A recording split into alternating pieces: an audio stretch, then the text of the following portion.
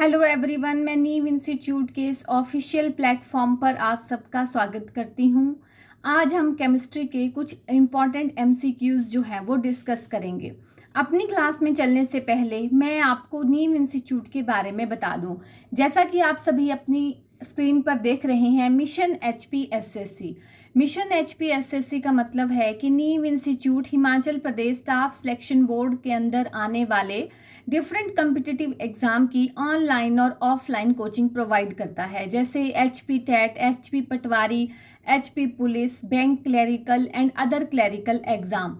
इस सेशन में मैं स्पेशली बात कर रही हूँ हमारे HP टेट के कोर्स के बारे में। तो नीव इंस्टीट्यूट ने कमिंग नवंबर में आने वाले टेट एग्ज़ाम के लिए टेट के तीनों स्ट्रीम्स आर्ट्स, मेडिकल और नॉन मेडिकल के लिए जो है वो ऑनलाइन क्लासेस शुरू कर दी हैं। अगर आप भी हमारे ऑनलाइन जो है वो कोर्स को ज्वाइन करना चाहते हैं तो गूगल प्ले स्टोर पर जाइए, नीव इंस्टीट्यूट लिखिए और आपको इस तरह का आइकन जो है वो नीव इंस्टीट्यूट में देखने को मिलेगा। उसको इंस्टॉल कीजिए और अपनी ऑनलाइन क्लास बुक करवाने के लिए हमारे फ़ोन नंबर 9459802085 पर कॉल करके अपनी ऑनलाइन क्लास जो है वो बुक करवाइए। अब मैं आपको बता दूं कि नीव इंस्टीट्यूट ज्वाइन करने के आपके क्या क्या बेनिफिट्स हैं। तो सबसे पहला बेनिफिट जो है आपका वो है 1 वीक डेमो फ्री। अगर आप हमारी ऑनलाइन और ऑफलाइन क्लासेस ज्वाइन करते हैं तो 1 वीक तक आपको हम फ्री में पढ़ाएंगे। आपके सारे जो सब्जेक्ट्स हैं आपके कोर्स से रिलेटेड उनकी क्लासेस आपको फ्री में करवाई जाएंगी, ताकि आप एनालाइज कर पाएँ कि क्या जो हम आपको पढ़ा रहे हैं वो आपके एग्ज़ाम के अकॉर्डिंग है, क्या टीचर्स में इतनी कैपेबिलिटी है कि वो आपके कोर्स के अकॉर्डिंग आपको तैयारी करवा सकते हैं या नहीं। तो 1 वीक डेमो फ्री जो है वो हमारा एक बहुत बड़ा बेनिफिट है आप सबके लिए।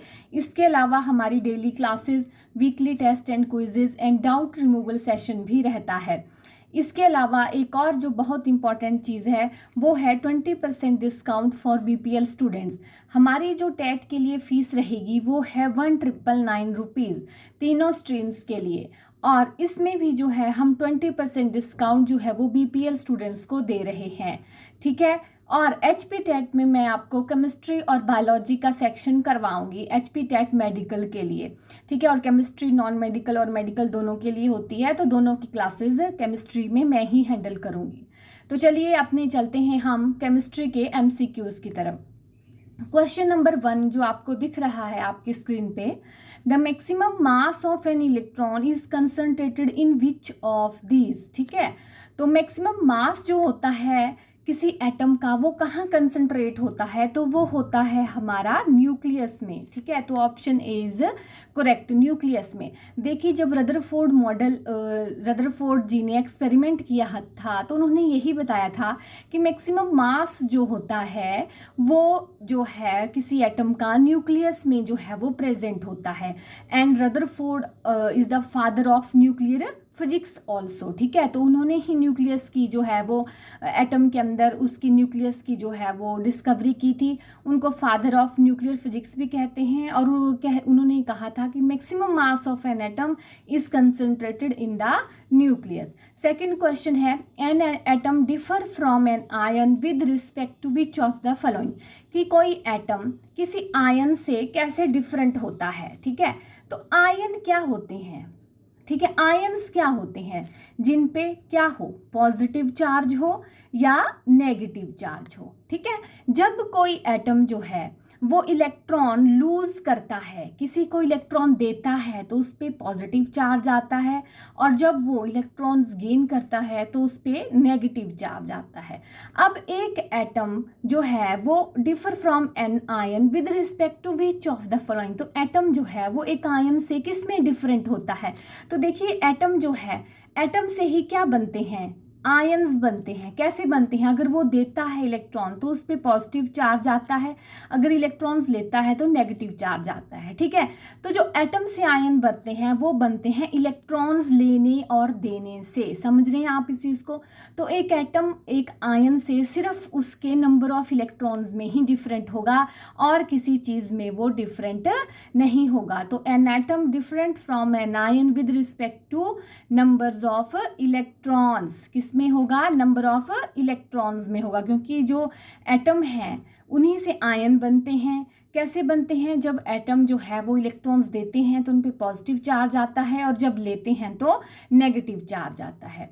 नेक्स्ट है atoms that have same mass number and different atomic number are called। ऐसे एटम्स जिनका एटॉमिक नंबर जो है वो डिफरेंट है लेकिन जो मास नंबर है, एटॉमिक मास है, वो सेम है, उनको क्या कहते हैं? तो उनको कहते हैं हम आइसोबार्स। देखो ये 3 होते हैं, isotopes, isobars and isotones.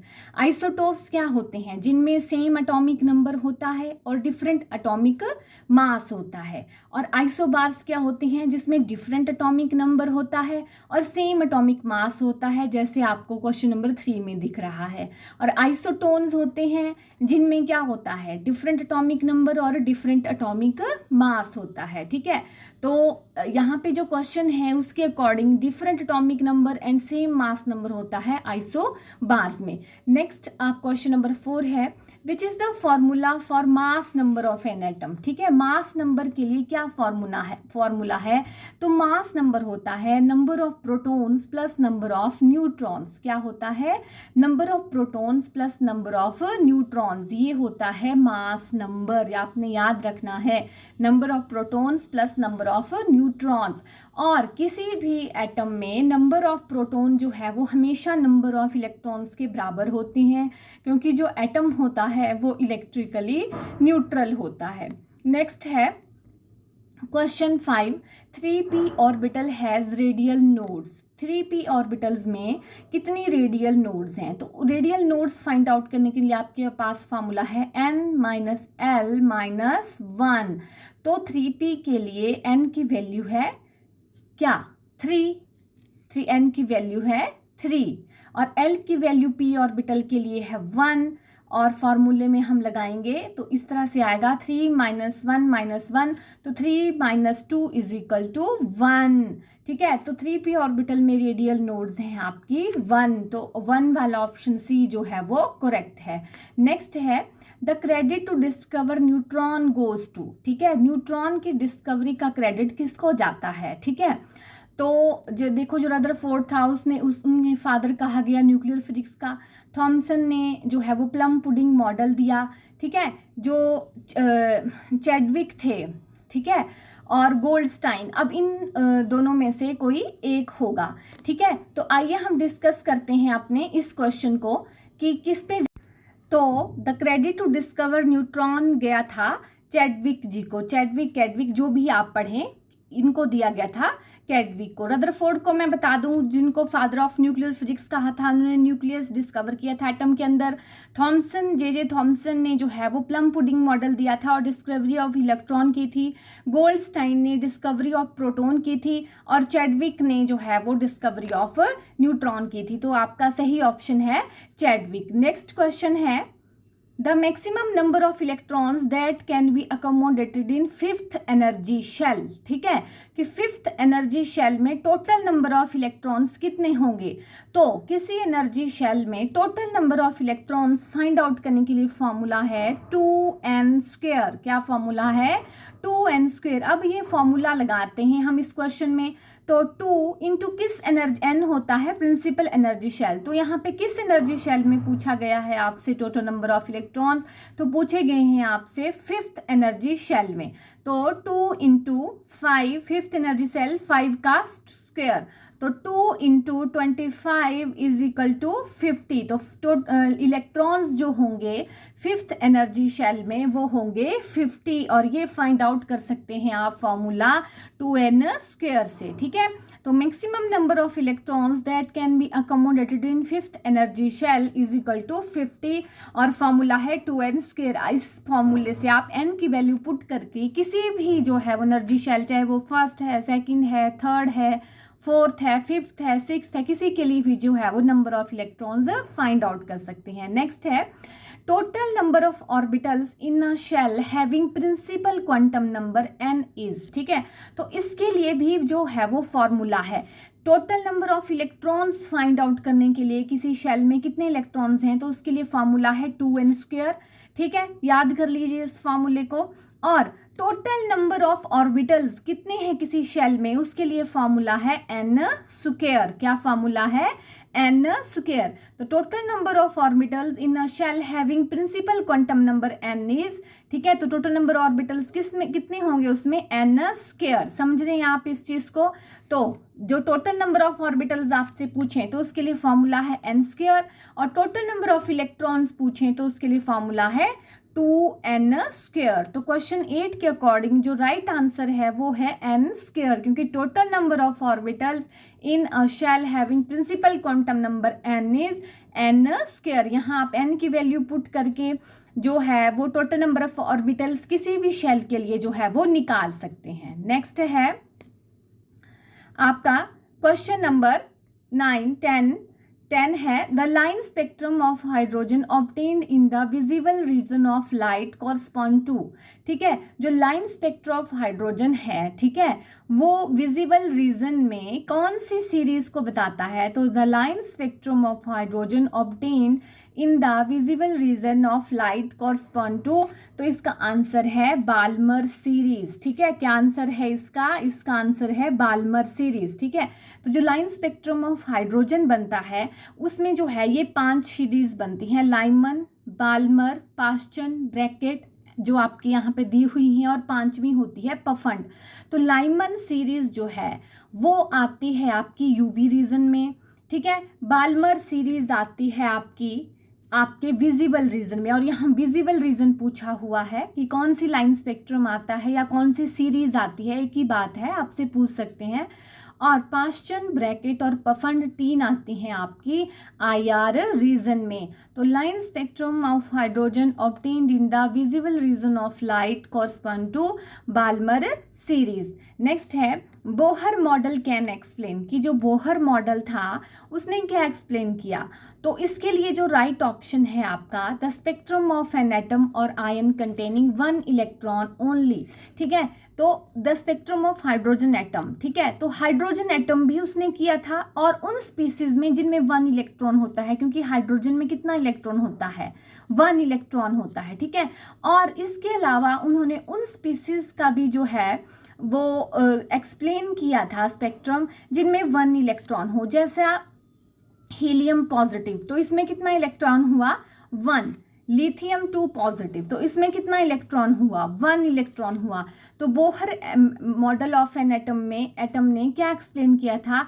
Spectrum of an atom और आयन कंटेन 1 इलेक्ट्रॉन, जिनके पास सिर्फ 1 इलेक्ट्रॉन है उन्हीं का स्पेक्ट्रम जो है वो बोहर मॉडल ने एक्सप्लेन किया था। और हाइड्रोजन का भी किया था, क्योंकि नेचुरली हाइड्रोजन के पास तो 1 ही इलेक्ट्रॉन है, लेकिन अगर आप ऑप्शन A क्लिक करते हैं तो यहाँ सिर्फ हाइड्रोजन एटम का ही स्पेक्ट्रम एक्सप्लेन किया, ऐसा आएगा आंसर आपका। लेकिन उन्होंने क्या किया था? उन्होंने hydrogen atom and 1 electron species, और हाइड्रोजन भी 1 इलेक्ट्रॉन स्पीसीज है, तो राइट ऑप्शन होगी स्पेक्ट्रम ऑफ एन एटम और आयन। एटम में आपका हाइड्रोजन आ गया, और आयन में वो सभी आयन जिनका जो है वो 1 इलेक्ट्रॉन है जिनमें। समझ रहे हैं आप? ठीक है, तो Bohr model can explain spectrum of an atom और ion containing 1 electrons only. Next है which of the following set of quantum number belong to highest energy. ठीक है, कौन सा सेट जो है वो हाईएस्ट एनर्जी को बिलोंग करता है? आपको पता है कि आप जो है इलेक्ट्रॉन्स भरते हैं तो इंक्रीजिंग एनर्जी में भरते हैं। ठीक है, तो आपको यहाँ कैसे पता चलेगा कि कौन सा जो है क्वांटम नंबर जो है वो हाईएस्ट एनर्जी को बिलोंग करता है? इसके लिए सबसे पहले आपको जो वैल्यू दी गई है N, L, M और S की, ये 5 नहीं है, ये S है। ठीक है, S है, ये प्रिंटिंग में थोड़ी सी प्रॉब्लम हो जाती है। ठीक है, तो ये S है आपका, S S S S। ठीक है, तो आपको सबसे पहले NLM की वैल्यू पुट करके जो है वो ऑर्बिटल्स निकालने होंगे कि कौन से हैं शेल है ये। तो n की वैल्यू अगर 4 है और l की वैल्यू 0 है तो ये है आपका 4s ऑर्बिटल, और n की वैल्यू 3 है और l की वैल्यू 0 है तो ये है आपका 3s ऑर्बिटल, और n की वैल्यू 3 है और l की वैल्यू 1 है तो ये है आपका 3p ऑर्बिटल, और n की वैल्यू 3 है और l की वैल्यू 2 है तो ये है आपका 3d ऑर्बिटल। ठीक है, अब इसमें सबसे ज़्यादा हायर एनर्जी जो है वो किस ऑर्बिटल की होगी? तो इन 4 जो सेट्स हैं उनमें सबसे ज़्यादा एनर्जी होगी 3d ऑर्बिटल की। वो हमें कैसे पता चलेगा? वो हमें पता चलेगा n+l वैल्यू से। तो 3d ऑर्बिटल के लिए जो है वो n की वैल्यू 3 है और l की वैल्यू d के लिए है 2, तो इसकी I value 5, n plus value 5, और सब में जो है यहाँ पे n+l वैल्यू 4 आ रही है, यहाँ पे 4 आ रही है, यहाँ पे भी 4 आ रही है। अगर आप n+l का फॉर्मूला लगाएंगे तो सबसे ज़्यादा जो है वो एनर्जी, हाईएस्ट एनर्जी है यहाँ पे इन 4 में 3d ऑर्बिटल की। तो इस तरह के क्वेश्चन आए, हाईएस्ट एनर्जी पूछी हो तो सबसे पहले आपको बनाने पड़ेंगे कि कौन सी शेल है, कौन से ऑर्बिटल हैं। ठीक है, तो यहाँ पे इस क्वेश्चन के अकॉर्डिंग जो राइट आंसर है आपका वो है ऑप्शन डी, जहाँ n ये ऑर्बिटल बना आपका 3d और इसकी वैल्यू जो है वो हाईएस्ट एनर्जी होगी। ठीक है, आगे है the correct set of quantum number for 4d electron है, यहाँ पे थोड़ी सी प्रिंटिंग मिस्टेक है, यहाँ पे है for an 4d electron.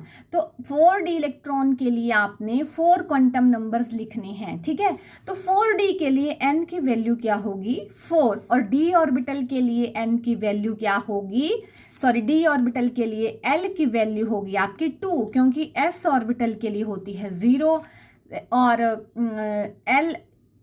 p orbital के लिए l की वैल्यू होती है 1, d ऑर्बिटल के लिए होती है 2 और f ऑर्बिटल के लिए होती है 3। तो यहाँ आपका ऑर्बिटल है d, तो d के लिए l की वैल्यू है 2। ठीक है, तो यहाँ आप देख रहे हैं कि आपकी थर्ड ऑप्शन और फोर्थ ऑप्शन में जो है यहाँ आपकी b और जो d ऑप्शन है वहाँ पे n की वैल्यू 4 है, ठीक है, और l की वैल्यू 2 है, दो में हो रहा है ऐसा, और m की वैल्यू 1 है और 1 है। ठीक है, m की वैल्यू आपको पता है ये होती है -l to 0 to +l, तो ये हो सकती है आपकी -2 -1 0 +1 +2, तो यहाँ पे 1 1 दी गई है, हो सकती है। इसके अलावा जो नेक्स्ट वैल्यू है आपकी स्पिन क्वांटम नंबर। ठीक है, तो स्पिन क्वांटम नंबर या तो +½ होता है या -½ होता है। ठीक है, ये 0 कभी नहीं हो सकता, तो आपकी सेकंड ऑप्शन में 0 दिया गया है, तो इसका मतलब ये ऑप्शन नहीं होगी।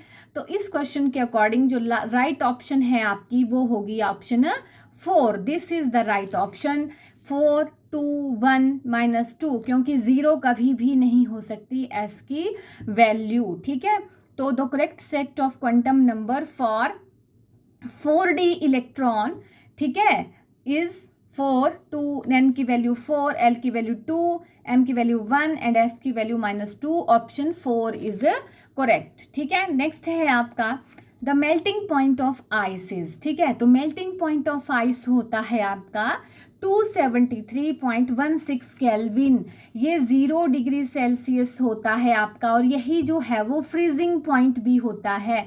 इसी पॉइंट पे जब जो है वो थोड़ी सी एनर्जी, हीट एनर्जी मिलती है आइस को, तो वो मेल्ट करना शुरू कर देती है। तो मेल्टिंग पॉइंट ऑफ आइस अगर केल्विन बताया गया है तो ये है, और सेल्सियस में बताया गया है ये है, और अगर फ़ारेनहाइट में पूछा है तो 32 डिग्री फ़ारेनहाइट। फ्रीजिंग भी यही होता है, और मेल्टिंग पे इसी पे थोड़ी सी एनर्जी मिलने के बाद जो है वो आइस जो है वो मेल्ट करने लग जाती है। तो the melting point of ice is 273.16 kelvin. ठीक है, आगे है what is a dry ice. ठीक है, ड्राई आइस क्या होती है? तो ड्राई आइस होती है आपकी सॉलिड कार्बन डाइऑक्साइड। जो सॉलिड कार्बन डाइऑक्साइड है उसको ड्राई आइस बोलते हैं, आपने याद रखना है।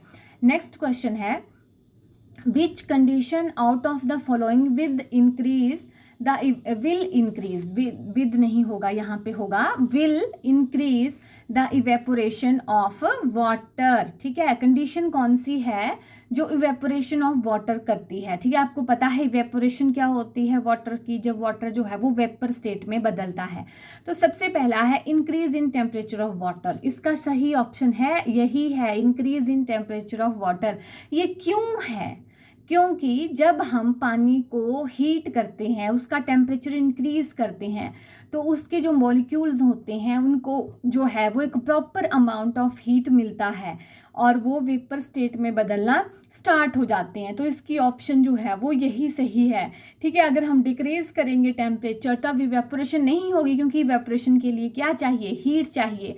Less expose surface area of water, ये भी रॉन्ग है, क्योंकि जो आपका इवेपोरेशन है वो एक सरफेस फिनोमिना है। अगर आप सरफेस एरिया इंक्रीज करते हैं तो इवेपोरेशन रेट इंक्रीज होगा। जैसे आप अपने क्लोथ्स डालते हैं सूखने के लिए, ठीक है, तो आप उनको खुला करके डालते हैं, क्योंकि इवेपोरेशन होनी चाहिए कपड़ों में पानी की, तभी वो सूखेंगे। अगर आप उनको इकट्ठा रखेंगे, ठीक है, तो वो नहीं सूखेंगे। अच्छे से फैला के रखेंगे तो वो सूख जाएंगे, क्योंकि इवेपोरेशन एक सरफेस फिनोमिना है। तो वो which condition out of the following will increase the evaporation of water? तो इसके लिए आपकी राइट ऑप्शन है increase in temperature of water. Next है question number 17। If we but नहीं है, ये पुट है, camphor in an open container its amount keep on decreasing due to. अगर आप कैम्फर जो कपूर होता है इसको ओपन कंटेनर में रखते हैं तो उसका अमाउंट डिक्रीज होता है। क्यों होता है? ऑप्शंस हैं evaporation, precipitation, condensation and sublimation. ठीक है, तो जो कैम्फर है आपका वो एक सब्लिमेट होने वाला जो है वो सब्सटेंस है। आपका जो कैम्फर है वो सब्लिमेट होता है। ठीक है, तो इसके कारण जो है वो डिक्रीज होता है। मैंने आपको बताया था सब्लिमेट होने वाले सब्सटेंस कौन होते हैं? जो सीधा सॉलिड से जो है वो गैसेस में चेंज हो जाते हैं। ठीक है, उनको बोलते हैं सब्लिमेट सब्सटेंसेस, और इस प्रोसेस को बोलते हैं जब सॉलिड से जो है वो डायरेक्ट जो है वो गैस बनती है, तो इस प्रोसेस को बोलते हैं सब्लिमेशन। ठीक है, तो कैम्फर है आपका, ठीक है, और आपका नेफ्थलीन बॉल्स हैं, एंथ्रासीन्स हैं, इस तरह के जो एग्जाम्पल हैं वो सब्लिमेटेड सब्सटेंसेस के हैं। तो इस क्वेश्चन के अकॉर्डिंग जो राइट ऑप्शन है वो है ऑप्शन डी, सब्लिमेशन। नेक्स्ट है when two liquids do not mix they form two separate layers and are known as। ठीक है, तो जब दो लिक्विड्स जो है आपस में मिक्स नहीं होते, जैसे आप सबसे बड़ा एग्जांपल देखते हैं ऑयल एंड वाटर का, वो आपस में मिक्स नहीं होते। ऑयल एंड वाटर जो है वो ऑयल पानी के ऊपर तैरना शुरू कर देता है, फ्लोट करना शुरू कर देता है। तो when two liquids do not mix they form two separate layers and are known as. तो ऐसे लिक्विड्स, ठीक है, जो आपस में मिक्स नहीं होते और दो सेपरेट लेयर बना देते हैं, ठीक है, उनको बोलते हैं इमिसिबल लिक्विड्स। और जो दो अच्छे से मिक्स हो जाते हैं उनको बोलते हैं मिसिबल लिक्विड्स, जैसे आपका अल्कोहल एंड वाटर है। ठीक है, और सैचुरेटेड लिक्विड वो होते हैं जिनमें हमने कोई उसका सोल्यूशन बना दिया, कोई चीज़ डाल दी, तो बाद में हम उसमें और चीज़ जो है वो नहीं डाल सकते, लेकिन थोड़ा सा हीट करके उसमें कुछ और ऐड कर सकते हैं। लेकिन सुपर सैचुरेटेड लिक्विड वो हो जाते हैं जिनमें चाहे आप जितना मर्जी हीटिंग कर लो, जितना मर्जी एडिशन कर लो, अब वो सैचुरेटेड उसमें आ गए हैं सिचुएशन में, उनमें कुछ और ऐड नहीं होगा। तो जो दो लिक्विड आपस में मिक्स नहीं होते, to liquids do not mix with each other, तो वो होते हैं आप इमिसिबल लिक्विड्स। ठीक है, और इनको आप सेपरेटिंग फनल से जो है वो आसानी से जो है वो अलग कर सकते हैं। How one can separate ammonium chloride, question number 19 है, how one can separate ammonium chloride from a mixture containing ammonium chloride and sodium chloride. तो अमोनियम क्लोराइड मैंने फिर बता रही हूँ ये एक सब्लिमेट होने वाला सब्सटेंस है। क्या है? सब्लिमेट सब्सटेंस है। ठीक है, और आपको एग्जाम्पल याद रखने, जैसे पीछे आपने कैम्फर पढ़ा, anthracene, naphthalene balls, ammonium chloride, ये सब्लिमेट होने वाले सब्सटेंस हैं। ठीक है, सोडियम क्लोराइड आपको पता है क्या है, ये एक सॉल्ट है, और सॉल्ट में इम्प्योरिटीज़ होती हैं, कोई भी सॉल्ट है आपका, ठीक है, उसमें इम्प्योरिटीज़ होती हैं। तो आप जो है वो अमोनियम क्लोराइड को और सॉल्ट को, जो आपका सोडियम क्लोराइड है, उसको कैसे सेपरेट करोगे इन मिक्सचर को, तो उसके लिए प्रोसेस होती है आपकी सब्लिमेशन, क्योंकि सब्लिमेशन से जो है वो अमोनियम क्लोराइड जो है वो सब्लिमेट होके जो है वो अलग हो जाएगा। तो क्वेश्चन नंबर 19 का राइट ऑप्शन है सब्लिमेशन। जब भी कोई आपका सब्लिमेट होने वाला सब्सटेंस सॉल्ट के साथ प्रेजेंट होगा तो हम सब्लिमेशन प्रोसेस से उसको आसानी से निकाल पाएंगे। नेक्स्ट है milk is an example of. तो मिल्क एग्जाम्पल है आपका एमल्शन का। क्या है एग्जाम्पल? एमल्शन का। ठीक है, ये एक कोलाइड है मिल्क, और कोलाइड में भी जो है ये एग्जाम्पल है एमल्शन का, और इसमें डिस्पर्स्ड फेज और डिस्पर्स्ड मीडियम दोनों ही लिक्विड होते हैं। ठीक है, तो milk is an example of emulsion. In fog the dispersed phase is. ठीक है, फॉग क्या होती है आपकी? फॉग होती है आपकी धुंध, जो सर्दियों में होती है। ठीक है, तो धुंध में क्या होता है, आपको विजिबिलिटी नहीं रहती। तो ऐसा क्यों होता है? क्योंकि जो एयर होती हैं, ठीक है, उसमें क्या हो जाते हैं, लिक्विड पार्टिकल्स आ जाते हैं। ठीक है, जो आपकी एयर है सराउंडिंग में, उसमें लिक्विड पार्टिकल्स आ जाते हैं और आपकी विजिबिलिटी नहीं रहती उसके कारण, क्योंकि ऐसे तो एयर ट्रांसपेरेंट होती है, लेकिन जब उसमें लिक्विड ड्रॉपलेट्स आ जाती हैं, वाटर ड्रॉपलेट्स आ जाती हैं, तो वो फॉग बन जाती है।